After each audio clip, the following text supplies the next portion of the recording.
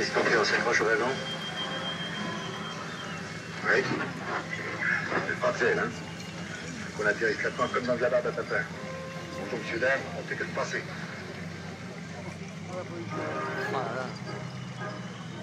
Refluant sur tous les fronts, en Afrique noire et en Russie, les Allemands se battent néanmoins pied à pied, avec des matériels nouveaux, comme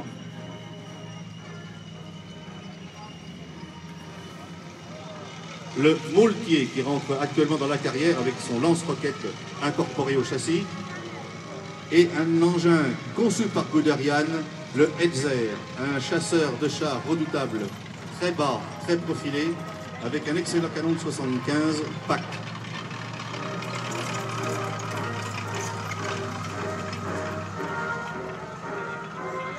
Le 16 août 1944, Sébastien Barre, incorporé à la première armée du général Delattre de Tassigny, débarque sur les plages du midi de la France.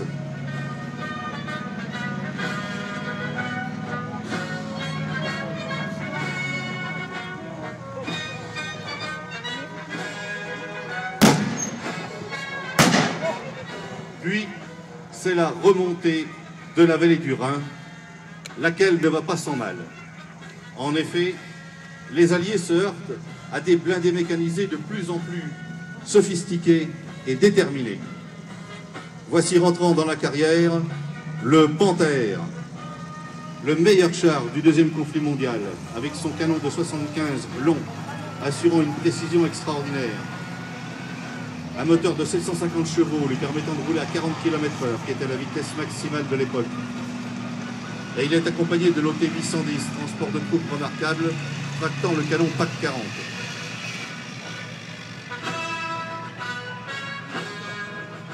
C'est bientôt la jonction entre les forces débarquées en Normandie et celles du Sud, à Nord-sur-Seine. C'est l'opération Overlord Dragoon.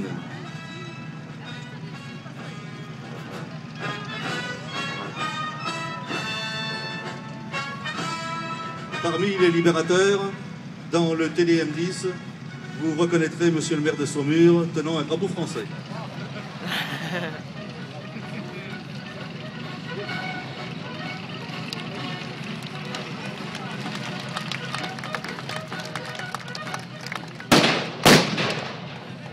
Les forces venant du sud stoppent les Allemands qui doivent se replier. L'Alsace et la Lorraine sont bientôt libérées.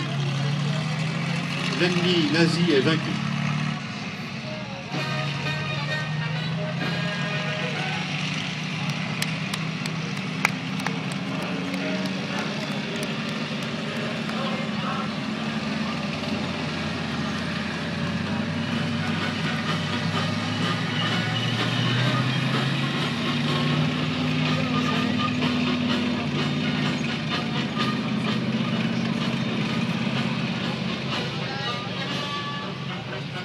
« 1946. À peine l'Allemagne a-t-elle capitulé que l'Extrême-Orient s'embrase. Les liaisons de l'armée française sur ces territoires sont de plus en plus difficiles. Le Viet Minh monte de nombreuses embuscades sur toutes les voies de communication.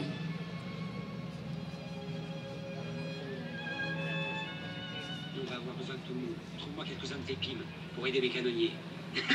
Hé, fiston, on va leur appliquer la grande loi universelle. La loi du vieil Isaac. Cerveau, on flèche. Gisement 1540. Débouché à 0. Charge maximum. Malheureusement, les insurgés deviennent de plus en plus nombreux.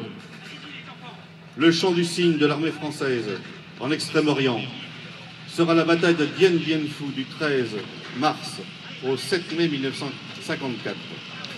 Malgré les renforts des chars de l'escadron Hervouette, le camp tranché tombera et Sébastien Barre le quittera avec le dernier convoi qui aura pu quitter le camp avant que la piste ne soit envahie.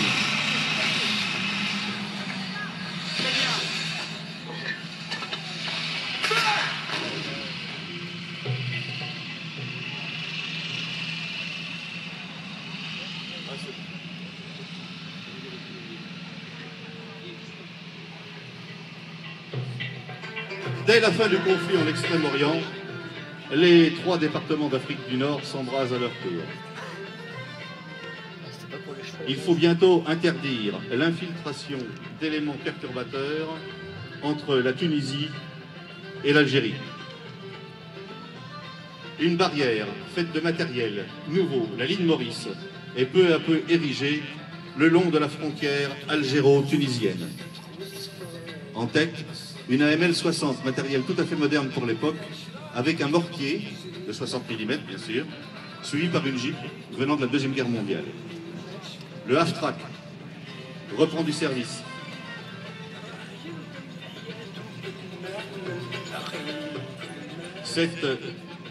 Ce premier dispositif permet quelques succès, mais la frontière reste toujours perméable. C'est alors qu'on met en place un nouveau dispositif valorisé par les capacités de déplacement remarquables d'un engin extraordinaire, l'engin blindé de reconnaissance qui rentre dans la carrière parce qu'il dispose d'un pilote à l'avant et d'un pilote à l'arrière, appelé inverseur. Il peut donc aller vers l'avant ou vers l'arrière avec la même vitesse et avec la même mobilité. C'est ainsi que des régiments comme le 4e régiment de chasseurs, où sert Sébastien Barre, arrivent à rendre cette ligne Maurice quasi infranchissable.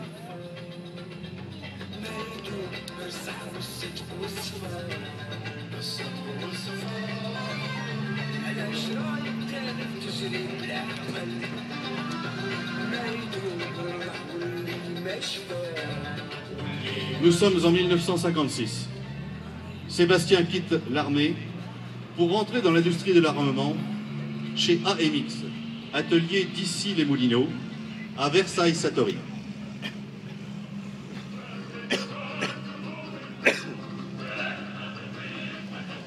C'est l'interposition face au pacte de Varsovie et ses matériels, datant du deuxième conflit mondial.